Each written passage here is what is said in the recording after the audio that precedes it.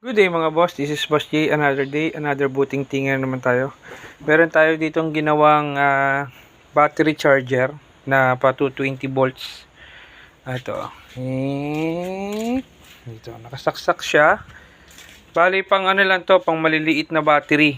Kasi 2 ampere lang yung ating power supply na transformer. Tapos meron tayo ritong ilang ano pa to.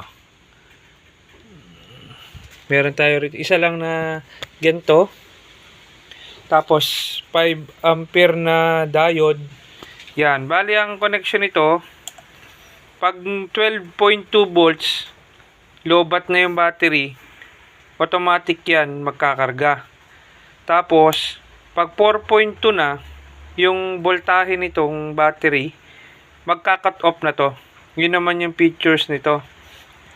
Mawawala na yung charge niya, magka-cut off na yung kuryente niya, hindi na siya magkakarga doon kasi full charge na ng 14.2.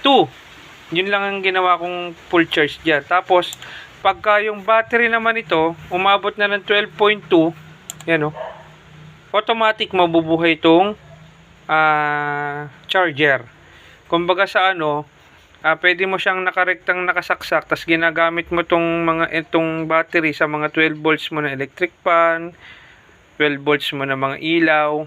Tapos pagka nalobat yon, ito automatic siya magkakarga. Pag nag full charge siya ng 14.4, hindi na siya kukonsumo ng kuryente.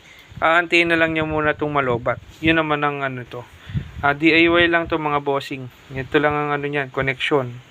Ay dito yung power supply, itong transformer o DAC. Tapos sinanap ko dyan yung 12 volts. Kasi madami yan. Merong 6 volts, 9, 12. Tsaka hindi ko lang alam kung ano yung dilaw. Tapos yun, connection yan. Positive sa positive. Tapos negative sa negative. Tapos dito pumunta yon. Tapos ito naman, nakarekta. Ito yung out niya, battery.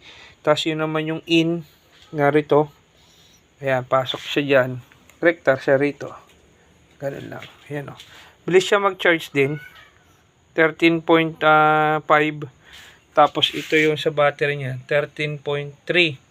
Wala tayong load. Kung lalagyan ko ng load, buksan ko yung sounds.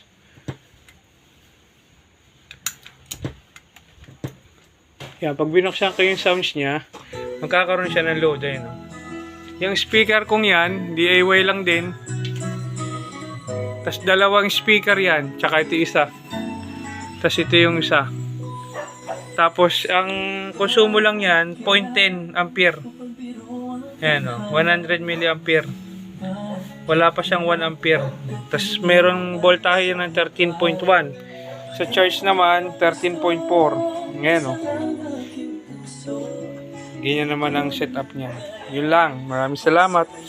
See you in my next vlog. Alright.